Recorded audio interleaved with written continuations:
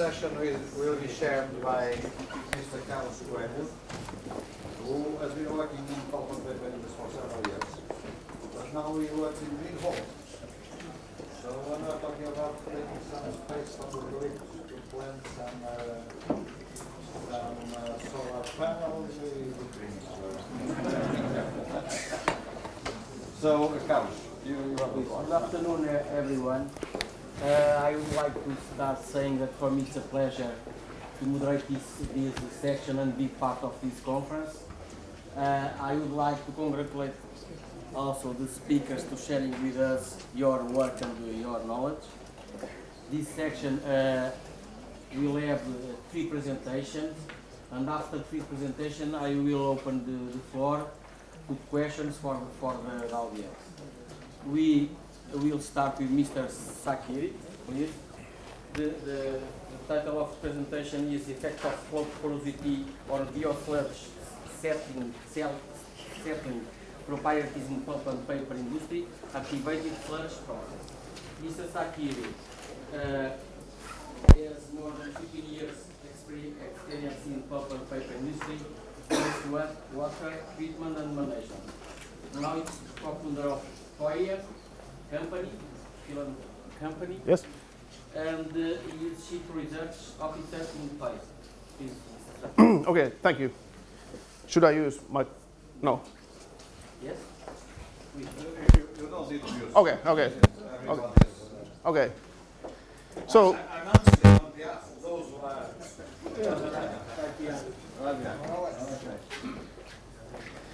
Okay, thank you for the introduction. My name is Sakari Toivakainen. I come from company. Let's just check how this works. Yep, company called Sojan. Yep. It's a company in Finland.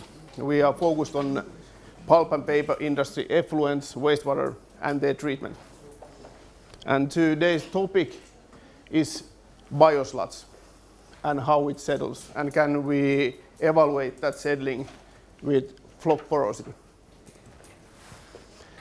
A little background: our company was founded nearly 10 years ago as a spin-off from Aalto University research group.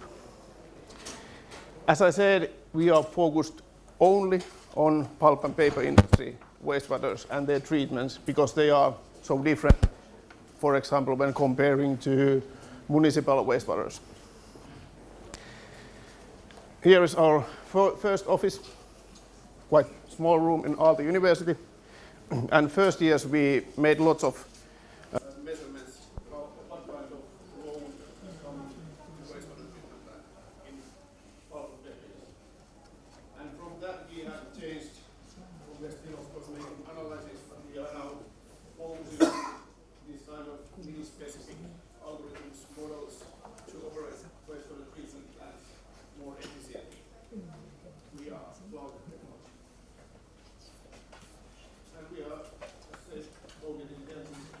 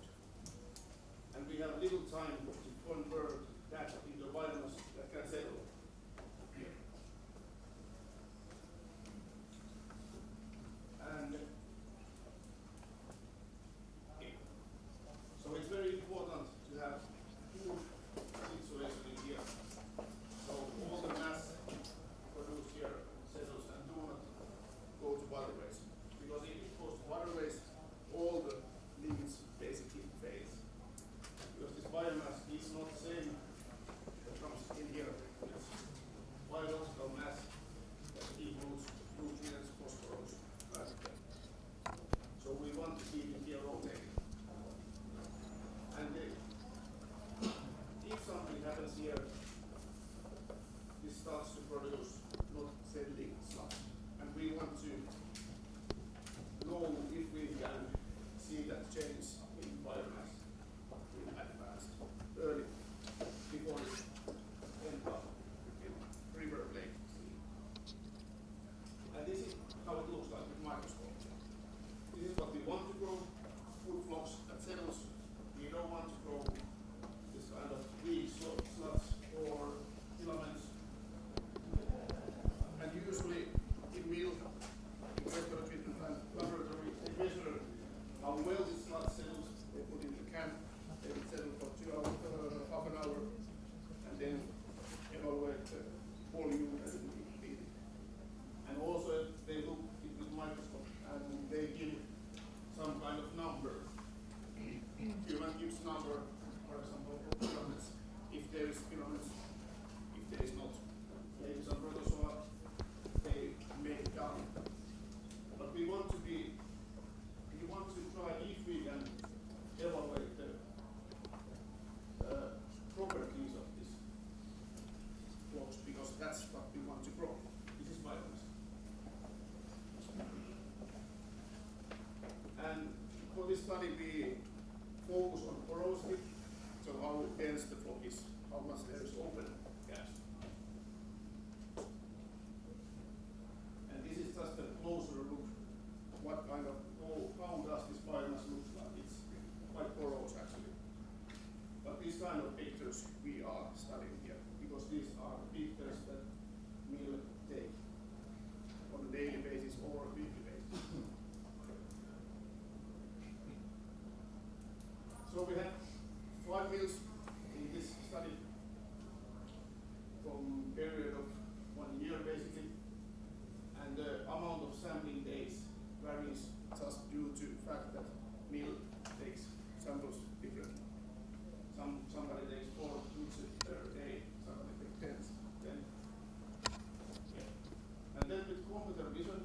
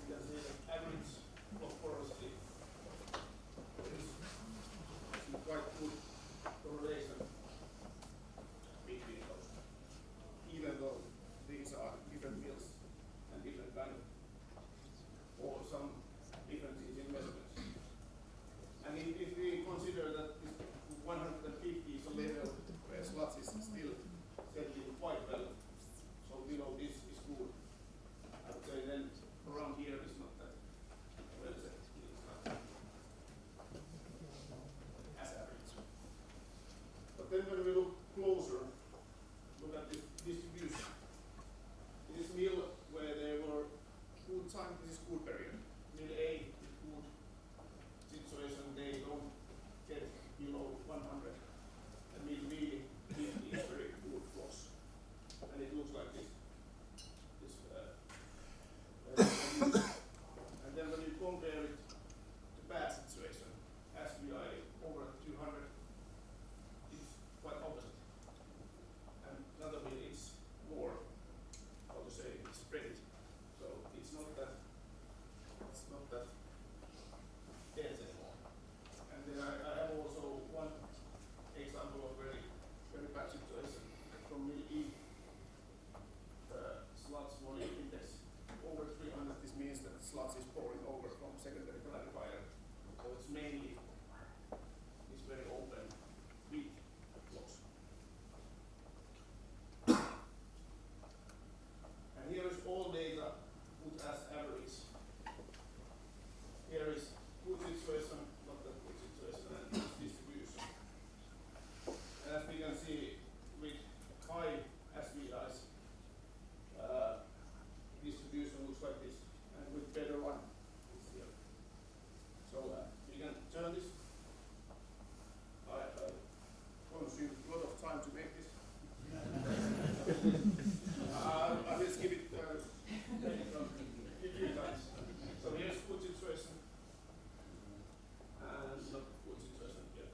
But we can, with 5 mil data, we can get already this kind of model to predict what kind of settling properties based on FLOC porosity. Okay, so we need, when we have more data from more use, this will get even better.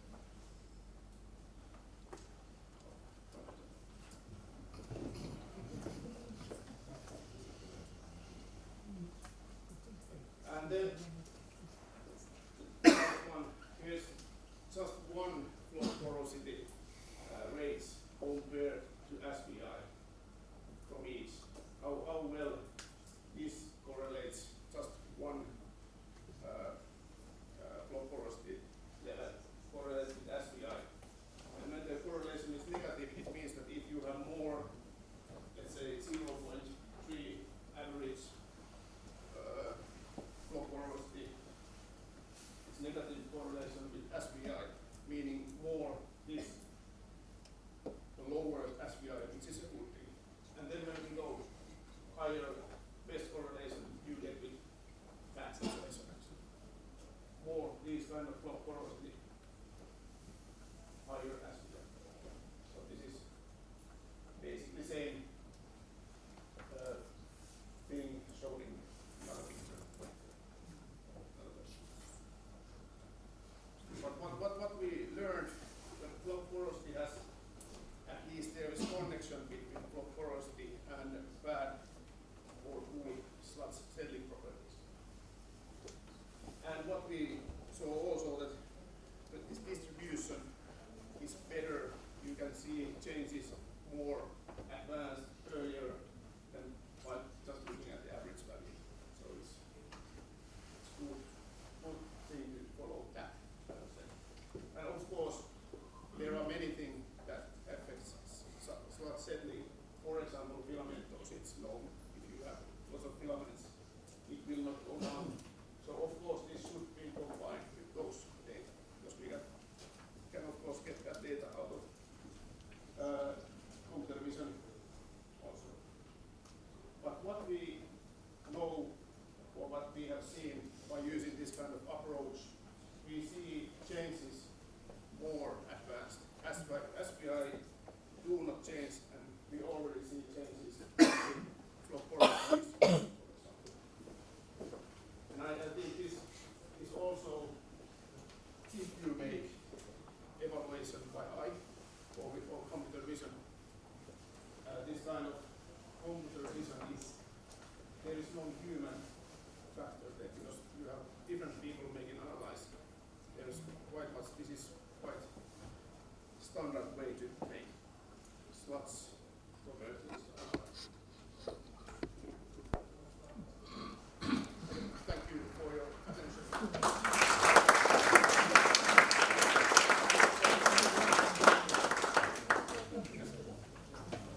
No,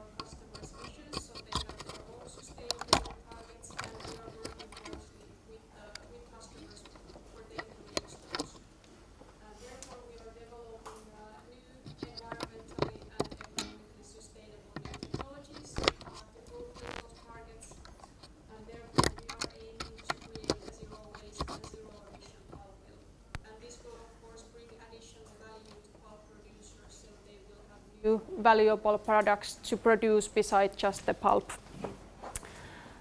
Therefore, we have a global initiative called Circle to Zero, which is a shared journey with our customers. And in order to create a zero waste and zero emission pulp mill, we have a threefold approach in eliminating the side streams. So the first method is that we simply produce less side streams. So we optimize the process and add automation, so we eliminate the formation of side streams. If that doesn't happen, so then we can try to utilize the side streams inside the mill. So this could be, for example, capturing CO2 from the flue gases and taking it back to somewhere else, for example, lignin recovery process. Then the final method is that if we cannot utilize it as it is in a pulp mill, so then we can take that side streams and upgrade it to something more valuable. One example is the upgrading crude methanol into biomethanol, which I will then describe a bit more detail later. Then going to the topic of renewable methanol. So the methanol market is expected to grow quite significantly in the future, and there will be a great need for new renewable methanol producers in the future.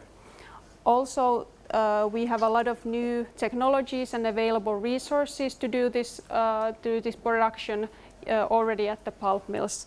And then we have the supporting framework of regulations coming in to support and shape the demand of renewable methanol.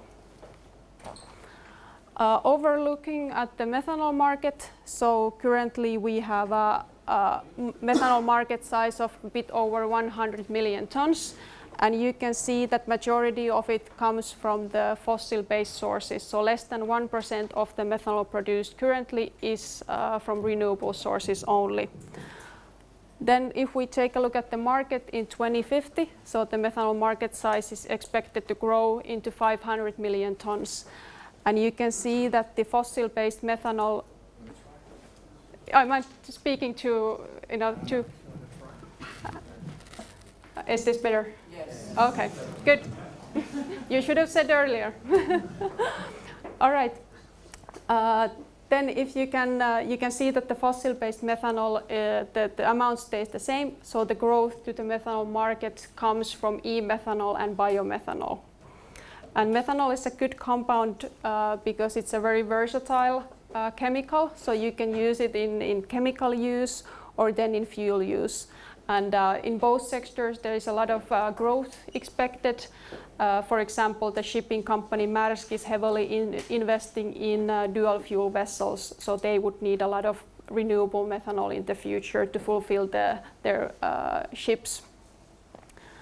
So the market demand is coming there, and then of course pulp mills are always finding ways to produce new value-added products besides the pulp. So they are already producing energy, pulp, then of course tall oil or turpentine. But one of the two products they could be also involved in are e-methanol and biomethanol. And there are several different routes that pulp mill can produce renewable methanol. So taking one step at a time, so we have a pulp mill, and already pulp mills are producing crude methanol in their processes, and this raw methanol could be purified into biomethanol. Then also pulp mills are producing excess electricity, and also there are a lot of new investments coming into renewable electricity. This renewable electricity could be taken into electrolysis to produce green hydrogen and also oxygen to be circulated back to the mill. Pulp mills also produce a lot of CO2, so utilizing carbon capture technology and combining the CO2 and green hydrogen in a synthesis process, we can produce e-methanol and also possibly e-methane if needed. Then we also have a route for biomass, so if there is an excess biomass inside or outside the mill, we can utilize gasification process to produce renewable fuels. I will then describe the production of biomethanol in a bit more detail. So in pulping processes, we have raw methanol formation in the normal operation. So we get usually 8 to 15 kilos of methanol per ADT. in the normal in cooking and in other processes. Often this methanol is now combusted in the recovery boiler, but if we were to add a bit more value into the raw methanol, we would take the crude methanol into a methanol purification process. There, the produced biomethanol, so we get a very high value or very pure biomethanol with a much smaller CO2 footprint compared to the fossil-based fuel. And this is a purification process, so this is something that called Andritz-Craftonol process. So this is something that we already have one reference in Sweden, and second one is being built in Finland, Äänekoski. And this process systematically removes the impurities in the crude methanol. So we are removing sulfur, other alcohols, turpentine, whatever we don't want in the final product. And this purification process we can do directly at the pulp mill site. So there is no need for taking the raw methanol into some other place, but we can upgrade it directly at the mill. So this is something that we are kind of aligns with the Circle to Zero journey. So we are taking a side stream and upgrading it to something more valuable for other industries as well to use. Okay, I'm missing now a map apparently here, as you can see. So the conversion didn't go well. So there should be a world map here, if you can imagine it. So the pulp mills are very large biogenic CO2 producers. So we are one of the biggest sources of that. So there is a great potential of carbon capture for CO2 in pulp mills. So if you can imagine the map, so there are great potential areas, for example, in Europe, especially in the Nordics, then in the US, especially in the Southwest, and then in South America. So there are a lot of pulp mills with a lot of CO2 available. And this CO2 is a great feedstock for carbon capture technology. And because there is a lot of biogenic CO2 available, it can be considered as a kind of a good source for CO2. So majority comes from the biomass and recovery boilers, depending a bit what fuel lime kiln is using. So most of it is biogenic. And utilizing carbon capture technology, the CO2 can be taken into a synthesis process to produce, for example, e-methanol with the green hydrogen. There are already a lot of carbon capture technologies as well. So these are just two examples that we have already piloted and worked together with customers in the construction industry. So we have, for example, amine-based process which utilized amine-based solvent and absorption technology.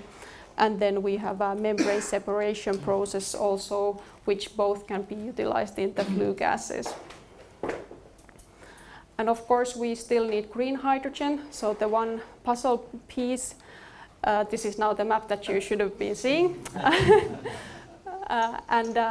So you can see that this is kind of combining the biogenic CO2 areas and also the renewable electricity share in the world.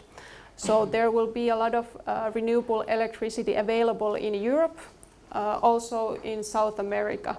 And you can see that the CO2 source and also the renewable energy, they overlap in some areas, which is then a potential areas for combining these few technologies. So then we can utilize this renewable electricity in an electrolysis process. So to produce green hydrogen, we need the source of electricity to be from the renewable sources. And in an electrolysis process, we split water into hydrogen and oxygen. Often oxygen is considered as an unwanted byproduct in this, but we can take the oxygen back into the mill, utilizing mill processes, and it also might help us to produce new technologies when we have an excess of oxygen as well available at the mill. And therefore we can take the green hydrogen into the synthesis process with the captured carbon to produce e-methanol or other forms of renewable fuels. We have different methods also for green hydrogen production. Few example is the alkaline technology or then proton exchange membrane module. There are a bit different sizes of plants, but we also have activity on this side of things, and already Andritz has won a contract for the alkaline electrolysis technology. And I think the green hydrogen will play a major part in the global energy transition as well. So also EU is demanding that the majority of the hydrogen produced should be from green sources as well. So the framework is also, the regulations is also supporting the green hydrogen production. Taking still a quick look at the EU directives. So we have the RED III directive coming in, which greatly supports the transition to renewable fuels. So EU is setting the amounts of advanced biofuels and renewable fuels that should be used in the transportation sector, so either in marine or cars or shipping, for example. Also, taking as an example, so US also has their own framework, but they are more supporting on the production of the renewable fuels. So they are supporting hydrogen production or carbon capture technology, not too much on perhaps the demand side of things, but they're still supporting the renewable energy production. To conclude, so pulp mills could be a sustainable platform for different routes for renewable methanol production. So pulp mills are a good example of how we can take different side streams and convert them into something more valuable. And the future, the regulation support and also the renewable energy investment support for pulp mills to be renewable methanol producers in the future. I think that's my almost 15. Thank you. Our last speaker is Mr. Gonçalves, and he will present a study about preventive and protective systems. Okay. Yes, it can be. Yeah. Yeah. Okay, see.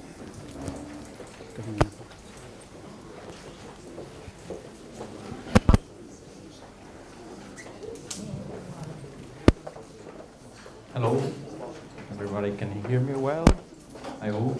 Good afternoon to everybody. My name is Mário Gonçalves, I come from Stockholm, Sweden.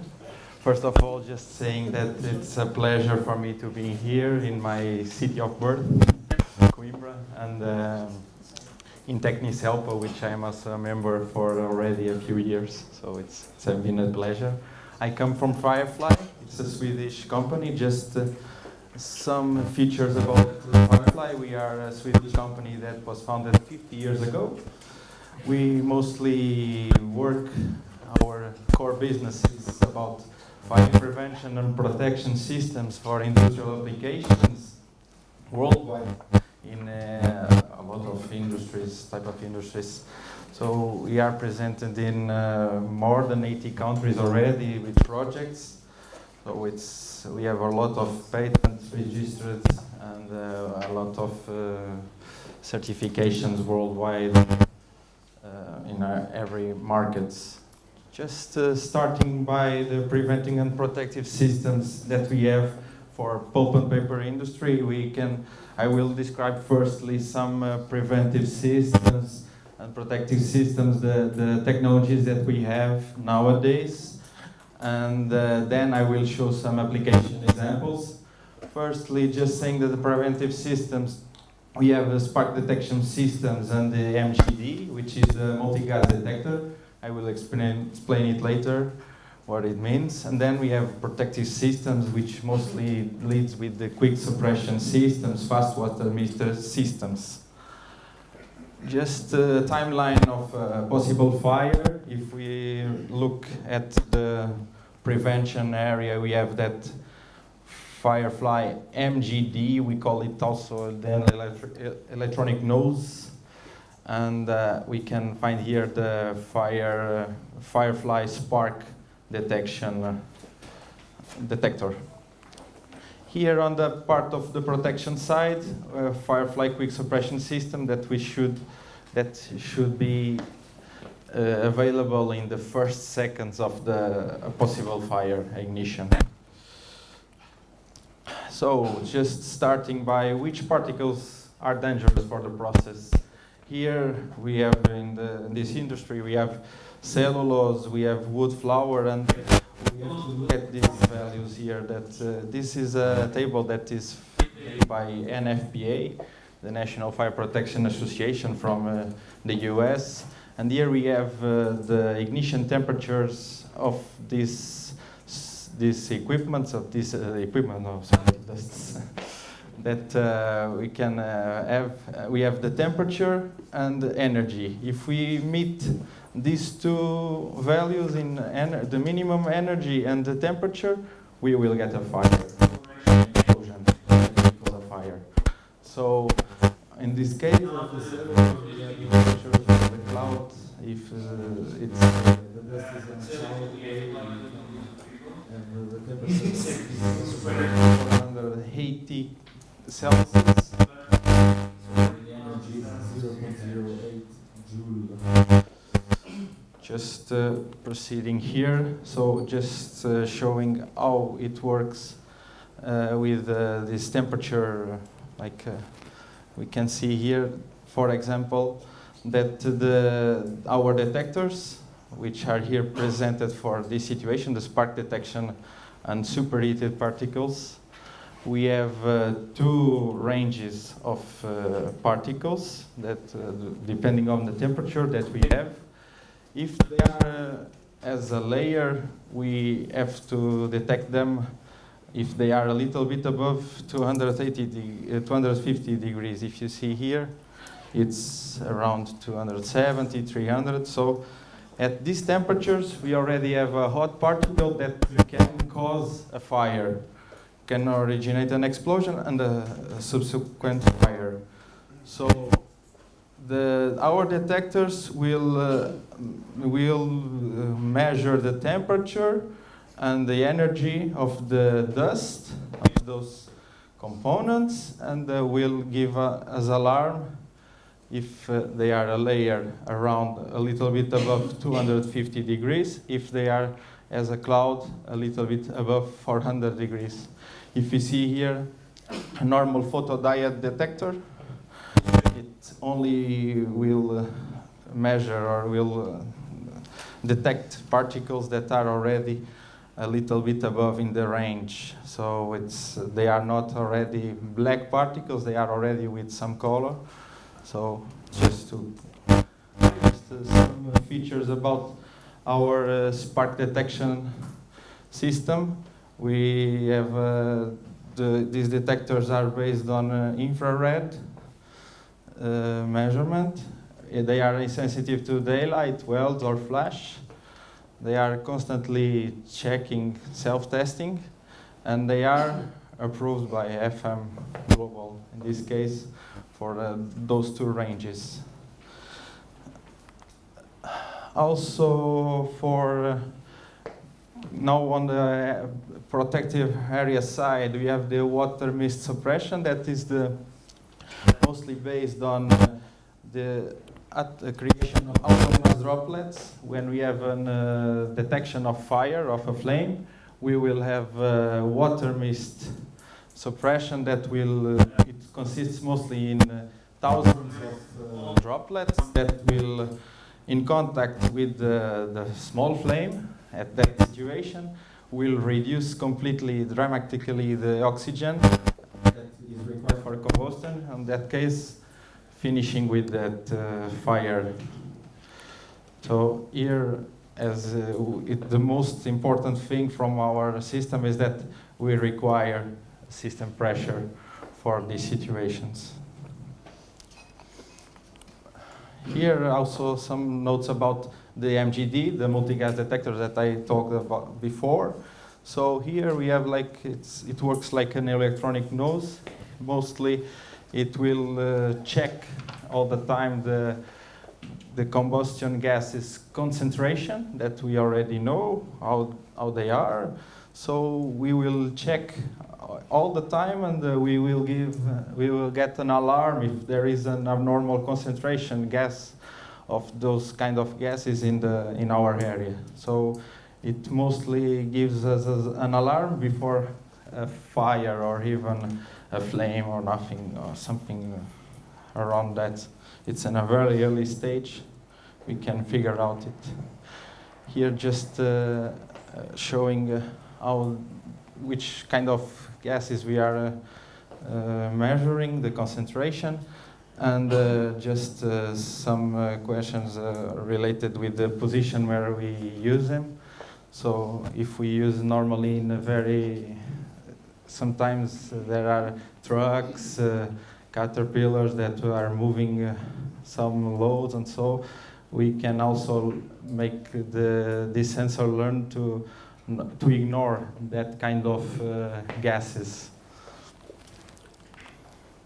Also, flame detection. This is our flame detector, which will consist. We can use them at a range of until 30 meters. And just for an example, if we have a flame at 10 meters from the flame detector of size of A4 sheet, it will detect. As closer it is from the detector, it will detect an even smaller flame. Just some. Here I will show some application examples on the industry. Here on the converting lines, between every section we have these flame detectors. Also, they will be combined with our water mist quick suppression systems. In case of any detection, we will have a quick extinction of the fire in the milliseconds. Here.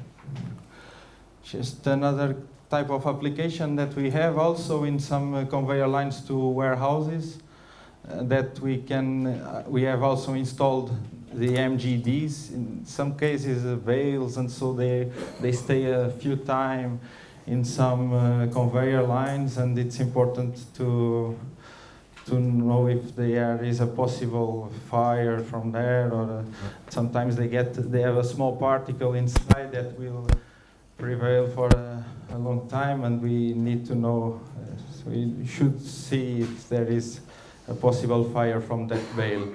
Here we have also the fire detectors and the quick suppression system on this position. It's also, all these examples are customized for each plant, so it's mostly, here it's another example of position of the MGDs. Here we have the conveyor also.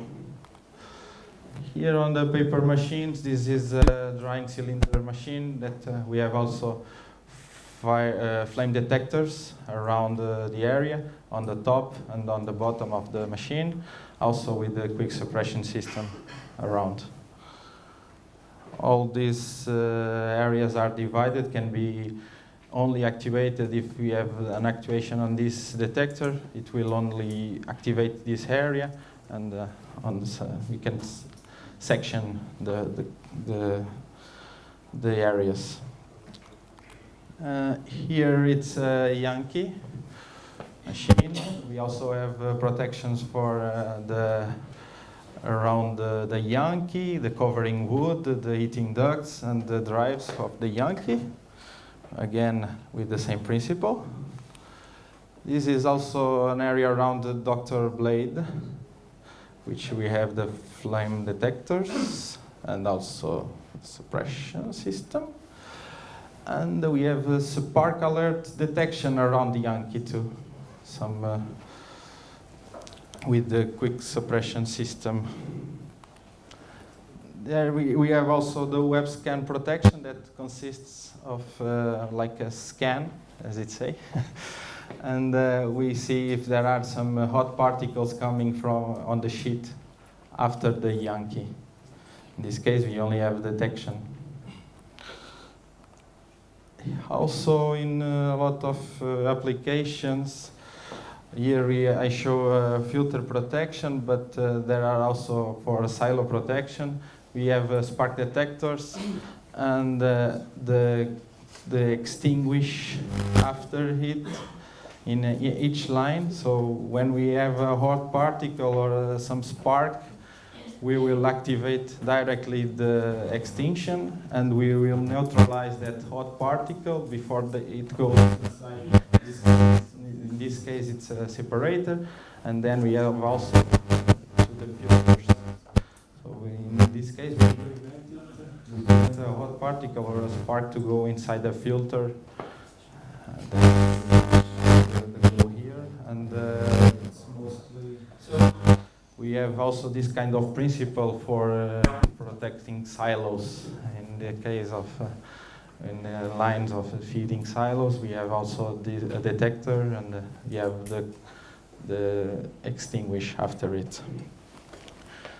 Also, just showing quickly a little bit, we have Powerfly uses his own system. We integrate everything, makes it all faster. We have the detectors and the extinguish areas all together in our system.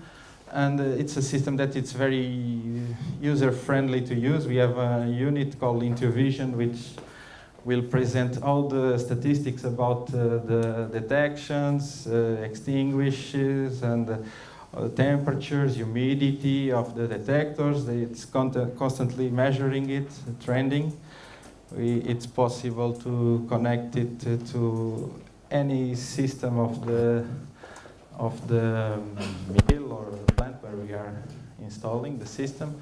Here is just a quick look of some displays that we can see on that unit. Just quick, user-friendly. Okay, for me that's all. Thank you very much. Obrigado. Thank you, Mário.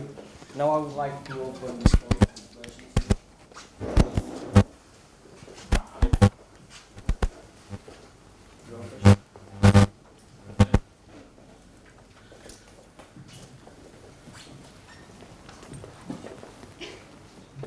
Thank you for the presenters. I'm Gonçalves from Toivakainen. Sakari, I want to ask a question from Aino. It's a simple question. When you are making this methanol production plant and using a side stream as raw material, which are the main new side streams that you are creating during that new project?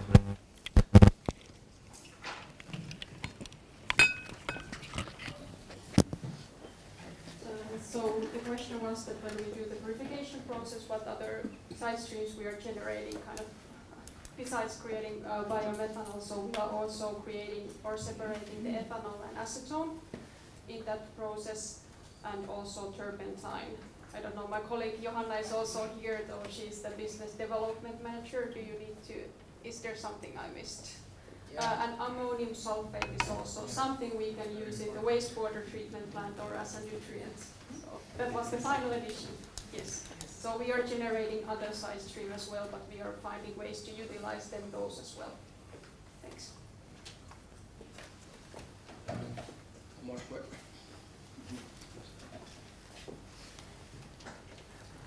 Thanks for the presentation. So, I know regarding the utilization of methanol, right? But you also mentioned that you have other kind of materials like hemicellulose, and we know that there can be other sugars there. So, do you have somehow relationship or the ratio of sugars that can be fermented to produce also methanol or even ethanol compared to the ethanol that you can produce directly from the liquor?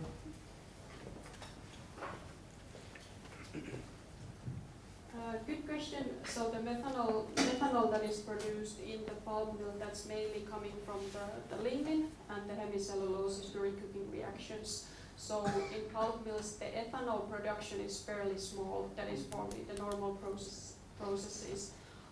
So I think kind of producing more ethanol from sugars from pulp mill, kind of sulfate cooking might be a bit difficult if I understood right. So there would need to be kind of, because the sugars have already seen quite harsh conditions, so the ethanol production should be perhaps taken into another route, I would say. So mainly the methanol is formed in the processes. Thank you. Please.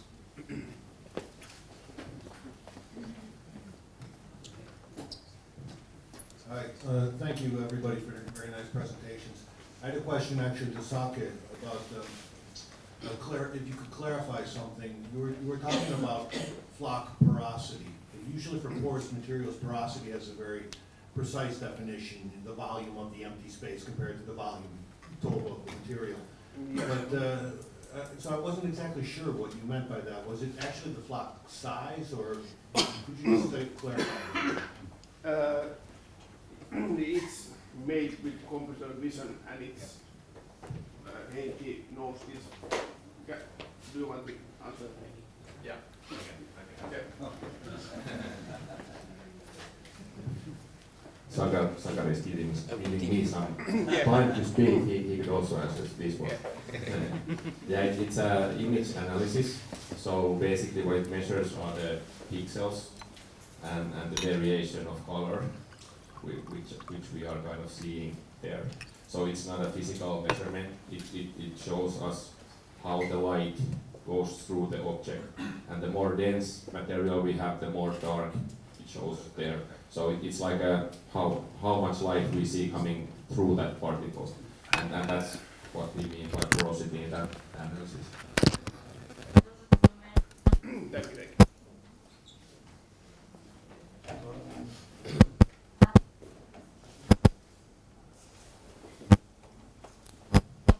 Yes, Matthias Hultgren from Valmet Automation. So thank you all presenters for very interesting presentations. I have another question for Aino.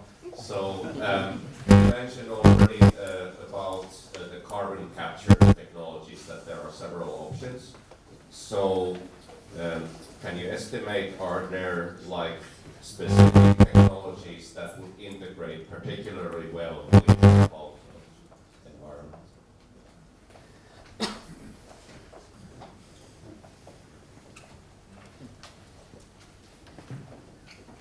That's a maybe question that I don't have the answer to. I don't know if Johanna, you can comment on this perhaps better. I will move the responsibility to a wiser person. Proud about that though. Johanna just on this one. Yeah, it depends on the concentration. So in that way, there will be specific technologies for specific carbon dioxide concentrations, but I think existing concentrations from lime kiln and recovery boiler that might end up with solvent. But if we use oxygen in power boilers, then we got a more. It is important to know. Then we might have other technologies like.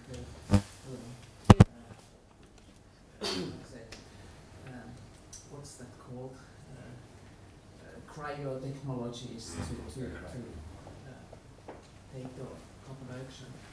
Because the concentration also impacts the economics quite heavily, so that's quite interesting. Right, yeah.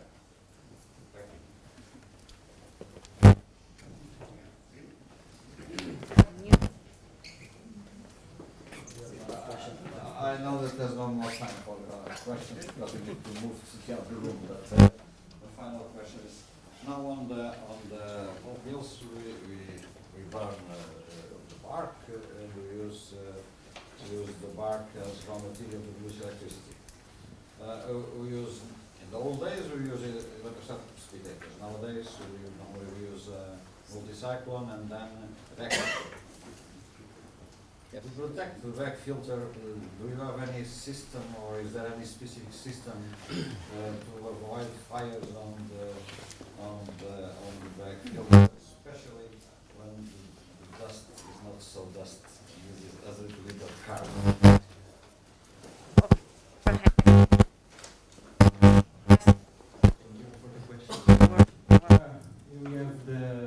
spark detection system, which we have the odd particles detector that I presented. We use them and the feeding lines for the back filters. We have the detection that is positioning a little bit before the filter, and then we have the extinction before. So before the filter, we prevent that hot particles or any sparks will go through the filter, and they may cause some on the prevention side, on the engineering of the back filters, that we have the spark detection system. So we must finish the section. Thank you for the speakers to share with us your work and your knowledge. Thank you for all.